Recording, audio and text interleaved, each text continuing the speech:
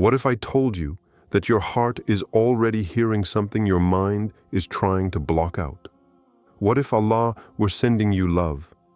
Not just a superficial love, but an answer to an old, buried prayer, one you've almost forgotten. There are times when you don't understand why you're thinking about this person. Why, despite everything you've been through, something inside you still wants to believe. It's not weakness. Perhaps it's divine guidance. Yes, love is on the way. But what could make it all fail? It's not the absence of signs, it's your closed heart. Stay until the end. Because this message could very well be the reminder your soul has been waiting for. And if you ignore what your heart is trying to tell you, you risk blocking out what Allah has already written for you. 1. A subtle invitation your heart already hears. There are signs that Allah sends, not always in words, but in sensations, in silence, in the soul that trembles for no apparent reason. You've felt it, haven't you? That sudden calm in your heart, that strange moment when everything falls silent and a thought returns. It doesn't hit hard. It returns gently, persistent, steady. A person, an image, a feeling. It's not a distraction. It's not a coincidence. It's a direction. There's one thing that isn't said enough. When Allah wants to speak to you, He doesn't shout at you. He caresses your soul. He places a strange clarity on an idea you thought had been erased. And this clarity grows in secret. You feel it even before you understand it. You may be healing slowly. You don't see it yet, but Allah is clearing your path. He's cleansing your heart. He's keeping you away from what wasn't good for you. And while you think you're alone, He's working inside you. Because He knows a bleeding heart can't welcome a blessing. So He soothes, He extinguishes the storm. And into that silence, He slips someone in. You still want to resist, to tell yourself it's nothing. But there's a gentle truth you need to hear. Allah isn't bringing this thought back to you for no reason. What you're feeling isn't an empty emotion. It may be a sign, an invitation, not an order, just a direction. And as always with Him, it's subtle, but powerful. You don't need to force it. No need to run. You just have to not block it out. You see, sometimes Allah sends love in silence, but your heart still cries out in the language of the past. It distrusts, it doubts, it flees. And in this confusion, you risk rejecting what was written for you long before you understand what you want. This is where it all comes down to. Will you let your fears speak for your fitrah? Because your fitrah is meant to love. It is meant to welcome not just anyone, not just anything, but that which bears the imprint of Allah. Perhaps this person hasn't arrived to fill a void, but to honor a part of you had forgotten. Perhaps this love isn't a distraction, but a response, not a turmoil, but a peace. Remember, Allah works on your inner self first before placing someone outside. And if you feel that quiet peace, if your heart begins to beat gently at the memory of someone, perhaps it's not an illusion. It's a divine whisper, a whisper that says, open. Do not be afraid. What I send you does not come to break you, but to align you. 2. A heart closed by fear does not hear the divine decree. Allah never asked you to be strong. He asked you to have faith.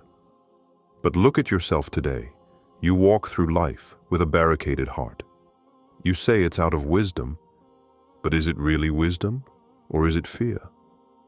You say, I don't want to love anymore, as if it were a protection.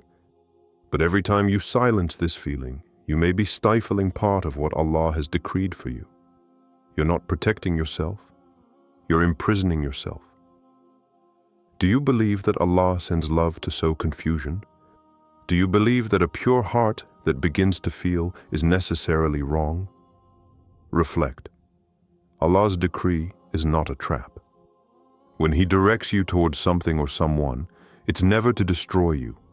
It's to align you, to bring you back to a part of your life you wanted to avoid, but which is necessary for your journey. You see, fear is silent but destructive. It makes you believe that every blessing is a danger. It makes you see blessings as threats. And this fear doesn't come from your Lord. It comes from the Shaitan. His role is to turn your heart away from the divine decree, to make you believe that what you feel is false, that this connection, this sincere attraction, is an illusion. And when you listen to him too much, you start to question everything. You block, you run away, you destroy what Allah may have chosen for you. Do you think that closing your heart will avoid pain? But pain doesn't come from love. It comes from the fear of loving. It comes from a lack of tawakkul, from that inner voice that says, what if this doesn't work? What if I still suffer?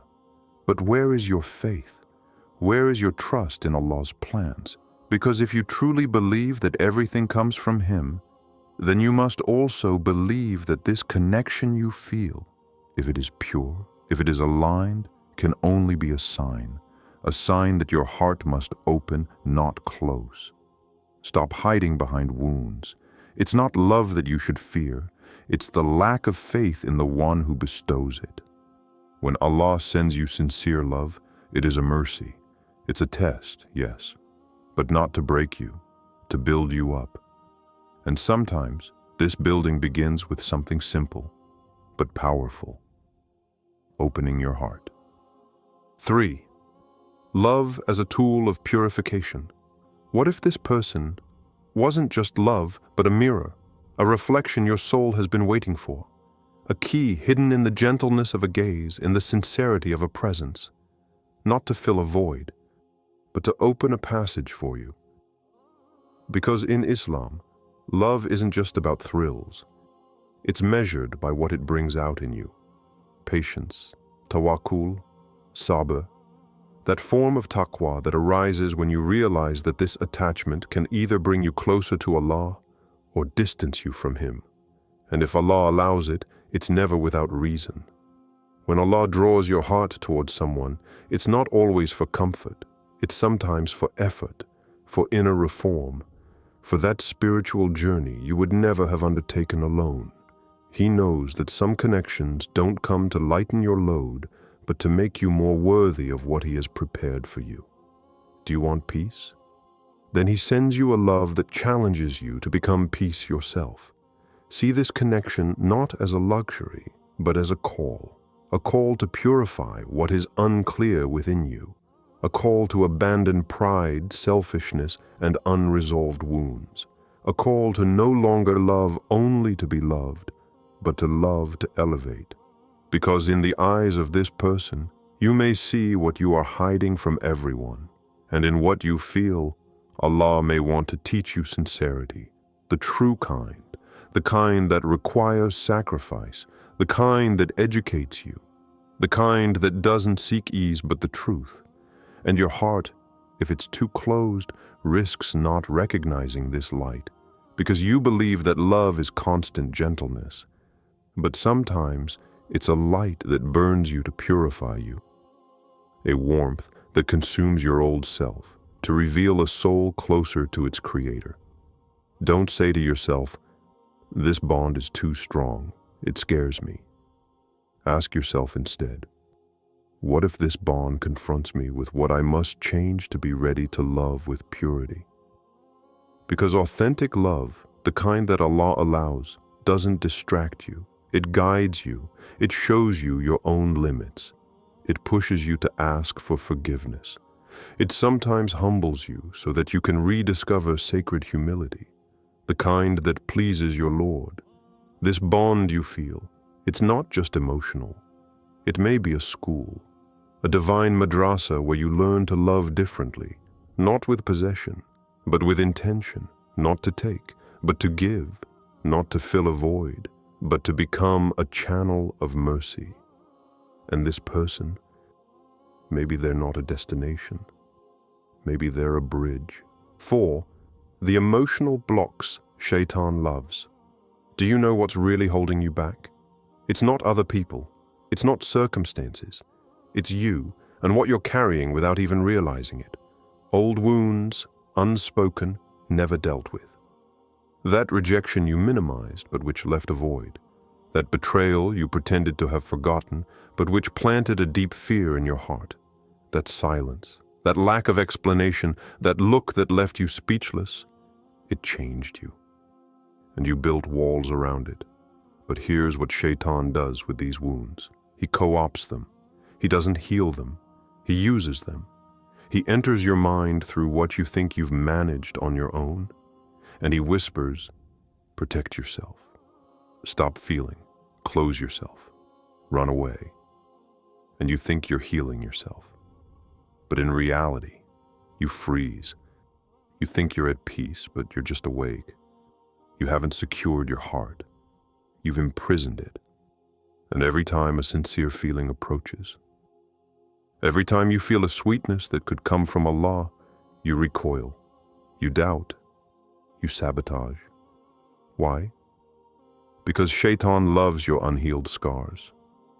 He loves it when you use pain as a compass. He loves it when you believe that isolation equals strength.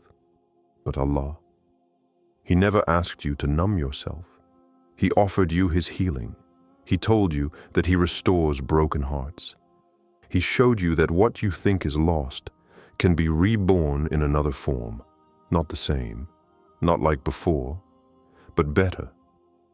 Do you realize that your need to control everything may be suffocating you?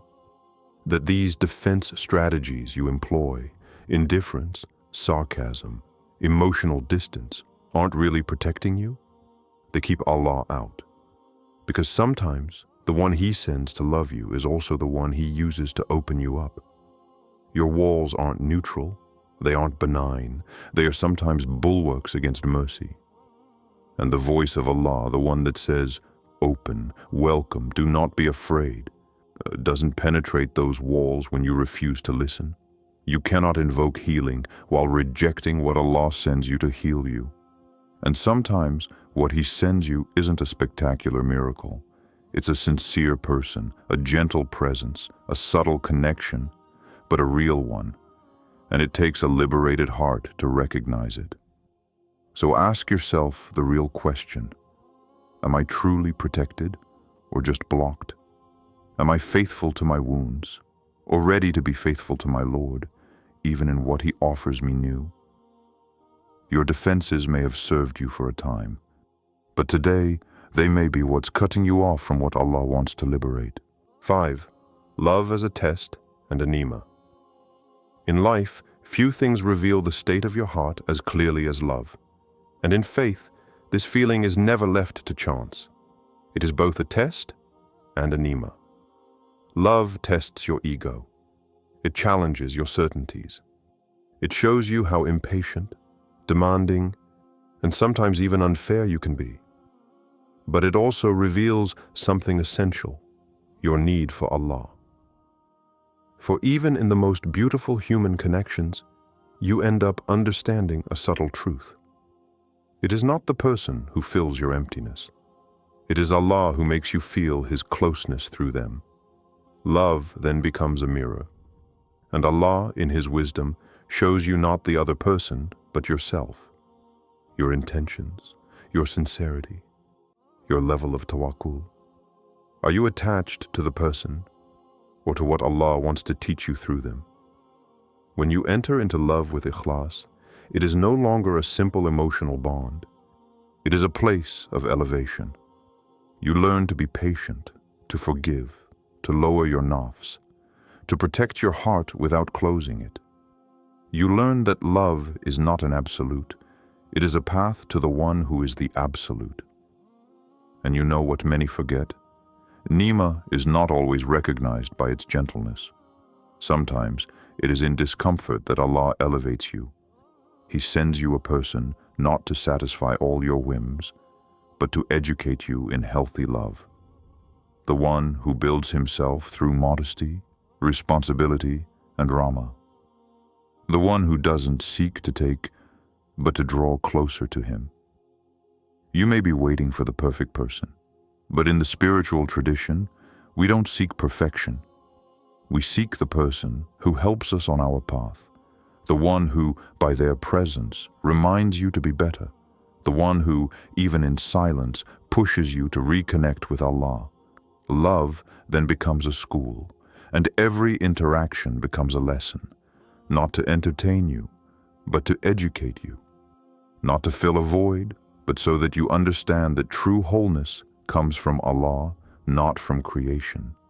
So if someone is sent to you, and they inspire you to return to your Lord, to purify your heart, to develop your rahmah, to pray more sincerely, it is not a distraction, it is a direction.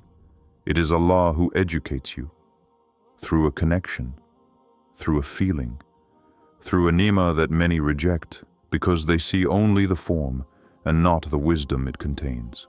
6. Allah wants to give you, not punish you.